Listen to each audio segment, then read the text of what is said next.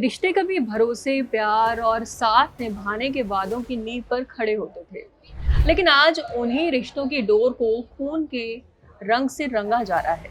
अखबार, टीवी और यूट्यूब पर आपको ऐसी खबरें और वीडियोस खोजने के लिए बहुत मशक्कत नहीं करनी पड़ती है।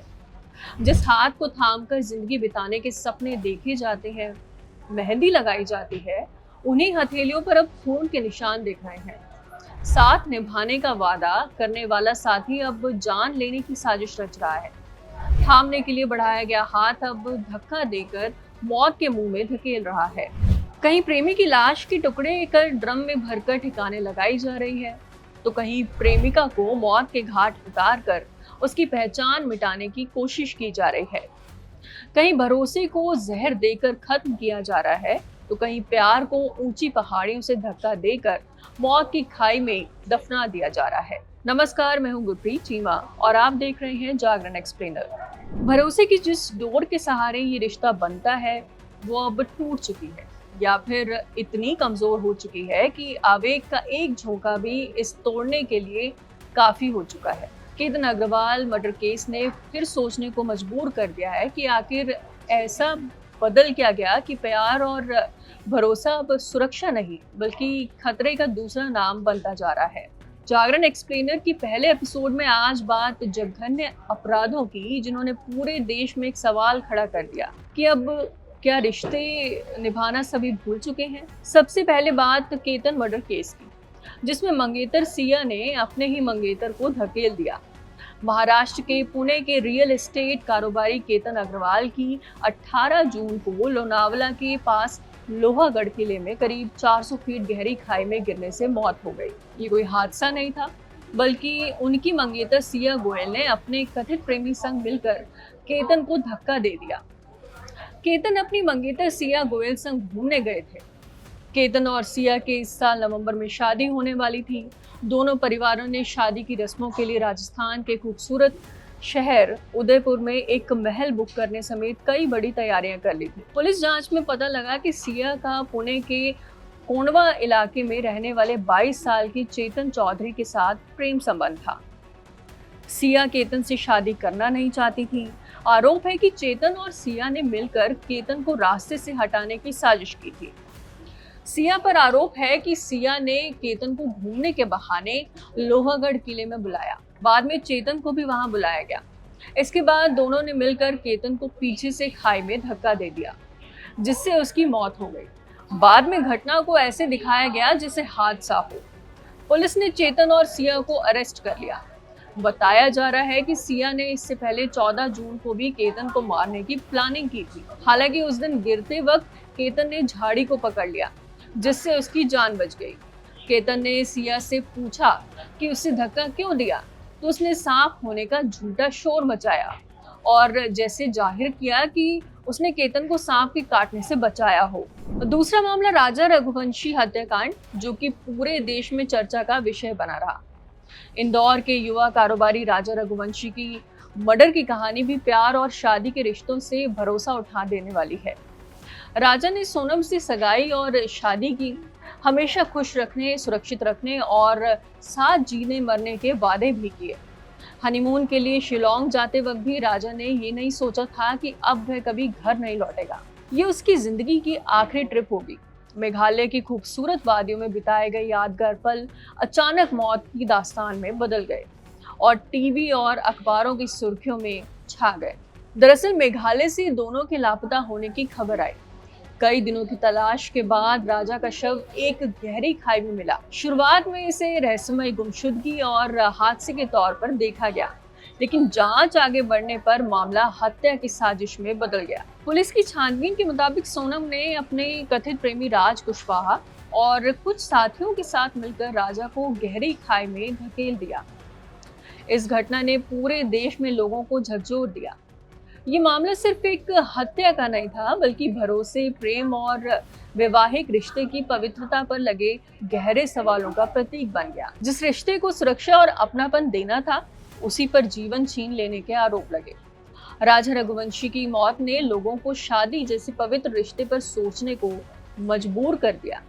नीले ड्रम वाला केस तो आपको याद ही होगा। देश भर में नीले ड्रम हत्याकांड से चर्चित मेरठ के सौरभ राजपूत मर्डर केस के बाद लोगों ने न सिर्फ शादी से भरोसा खोया, बल्कि प्रेम विवाह सुरक्षित है इस पर भी सोचने को मजबूर कर दिया। मेरठ की सौरभ राजपूत ने मुस्कान रस्तोगी से प्रेम विवाह किया था। दोनों की एक बच्ची भी है। सौरभ मर्चेंट नेवी में था तो अक्सर बाहर ही रहता था। इस दौरान मुस्कान का साहिल नाम के एक शख्स से प्रेम संबंध शुरू हो गया। जब सौरभ घर आया तो मुस्कान रस्तोगी और उसकी प्रेमी साहिल ने मिलकर सौरभ की हत्या कर दी। फिर शव के टुकड़े किए और उसे सीमेंट में भरकर नीले ड्रम में छुपा दिया। जब लंबे समय तक परिवार की सौरभ से बात नहीं हो सकी तब परिवार को शक हुआ। उन्होंने पुलिस से मदद ली। पुलिस ने जांच के दौरान मुस्कान के बार बार बयान बदलने पर पूछताछ का दायरा बढ़ाया। जांच के दौरान पुलिस को घर में रखे एक नीले ड्रम खटका। फिर पुलिस ने ड्रम में भारी सीमेंट को तोड़ना शुरू किया। तब ड्रम से सौरभ का शव टुकड़ों में मिला। मामले की क्रूरता और शव छिपाने के तरीके ने पूरे देश को स्तब्ध कर दिया। Mahalakshmi murder case. बेंगलुरु में महालक्ष्मी नाम की एक महिला ने अपने पति से अलग होने के बाद उत्तराखंड रहने वाले प्रेमी अशरफ संग लिव इन में रह रही थी और सितंबर 2024 में जब महालक्ष्मी के परिजन उससे संपर्क नहीं कर पाए तो उन्होंने उसकी तलाश शुरू कर दी। बाद में महालक्ष्मी का शव उसी फ्लैट में मिला जिसमें वो प्रेमी के साथ रहती थी। एक फ्रिज में टुकड़ों में मिला और इस वारदात की क्रूरता ने लोगों को श्रद्धा वालकर हत्याकांड की याद दिला दी। इसे लेकर हमारी सहयोगी दीप्ति मिश्रा की बातचीत इंडियन मेडिकल एसोसिएशन नोएडा के अध्यक्ष senior psychiatrist doctor Sunil Awana से हुई। डॉक्टर अवाना बताते हैं कि इस तरह के मामलों में ज्यादातर आरोपी मानसिक तौर पर रोगी होते हैं। इंटरमिटेंट एक्सप्लोजिव डिसऑर्डर और एंटी सोशल पर्सनैलिटी डिसऑर्डर की शिकार निकलते हैं। अब दोनों में अंतर क्या है ये भी समझ लेते हैं। इंटरमिटेंट एक्सप्लोजिव डिसऑर्डर गुस्से में आपा खो देना या फिर तैश में आकर हमला करना माना जाता है और ऐसा करने के बाद पीड़ित को गिल्ट भी फील होता है। एंटी सोशल पर्सनैलिटी डिसऑर्डर अपने फायदे के लिए दूसरों के अधिकारों, भावनाओं और सामाजिक नियमों का बदलाव करना। जब कोई व्यक्ति प्लानिंग से किसी को नुकसान पहुंचाता है या मर्डर करता है तो ऐसी संभावना है कि वो एंटी सोशल पर्सनैलिटी डिसऑर्डर शिकार है। अब चूंकि इस तरह के अपराध बढ़ते जा रहे हैं तो कई लोगों के मन में कई तरह के सवाल होते हैं, जैसे आपका जीवन साथी रेड फ्लैग है या फिर ग्रीन फ्लैग। इस बात का कैसे पता करें? वो आपकी बात ध्यान से सुनेगा, आपकी भावनाओं और विचारों की कद्र करेगा, अपने परिवार, दोस्तों और अतीत के बारे में खुलकर बात करता है, नाराजगी या मतभेद होने पर भी अपमानजनक शब्द इस्तेमाल नहीं करता, वादे कम करता है लेकिन हमेशा साथ निभाने की कोशिश करता है, आपसे जो कहता है उस पर प्राथमिकता से काम करने की कोशिश करता है, फोन, सोशल मीडिया और प्राइवेट जिंदगी पर कंट्रोल नहीं करता, गलत होने पर अपनी गलती स्वीकार करता है और माफ़ी ज़रूर मांगता है, आपके सपनों और करियर को समझता है, उन्हें पूरा करने में आपका साथ देता है, रिश्ते में जल्दबाजी या दबाव बनाने की बजाय समय देता है। अब आपका साथी आपके लिए रेड फ्लैग है, ये कैसे पहचाने? तो ये समझिए आप। अगर आपका साथी रिश्ता शुरू होने से पहले ही शादी या साथ रहने की जल्दबाजी करता है तो वो आपके लिए सबसे बड़ा रेड फ्लैग हो सकता है। बातें छिपाना या फिर बात बात पर झूठ बोलना, आपकी लोकेशन, फोन या फिर सोशल मीडिया पर नजर रखना, अपने एक्स पार्टनर को गलत ठहराना और फिर खुद को पीड़ित दिखाना, ये भी एक रेड फ्लैग का साइन है। गुस्से में अपमानजनक भाषा का इस्तेमाल करना, चीज़ें तोड़ना, धमकाना या फिर हिंसक व्यवहार करना भी रेड फ्लैग का साइन है।